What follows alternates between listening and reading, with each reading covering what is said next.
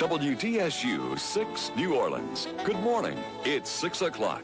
And this is the Breakfast Edition with Bob Krieger, Margaret Orr, and Leslie Hill. Good morning. It's a Thursday, the 8th day of September, and this is the Breakfast Edition. This half hour, the New Orleans Saints Hall of Fame has a new entry, and Jim Pertuit will be here. It is, can you believe this, the New Orleans Saints comic book? We'll have to find out more about it. Sounds good to me.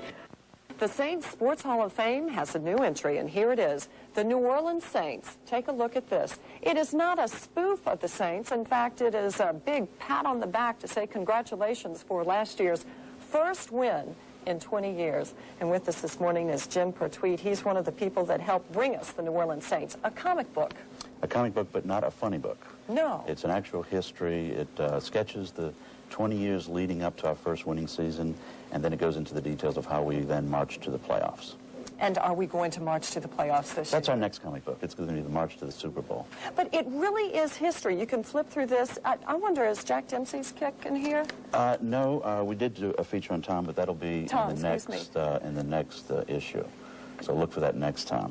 We didn't have enough room. We wanted to get enough detail in on this past season, which was so exciting. So tell me about the past season. What do we have in here? Well, as I mentioned to you, we give you a history of how the team came to New Orleans, the years of many coaches when Meekum was the owner, then Benson taking over as the owner of the team, bringing in Finks and Mora, and then they're drafting the excellent players that they did, creating the team that they did, and then it's off the march to the playoffs, and then we sketch game by game how they accomplished that. So it's really pretty exciting. You relive it as you go through it. Well, I am reliving it. On page 9, Mora is an outspoken man. When the Saints dropped the last game of the 1986 season to the Vikings 33-17, Mora didn't make excuses. He told the press that the Saints just weren't a very good football team. And that was the end of the interview, and the door slammed. That's it. He thought a lot of them at the end of the year, didn't he? Yes. Well, his opinion, I think, has changed considerably. And if he doesn't believe that, he can read his own comic book here. Who is this book for?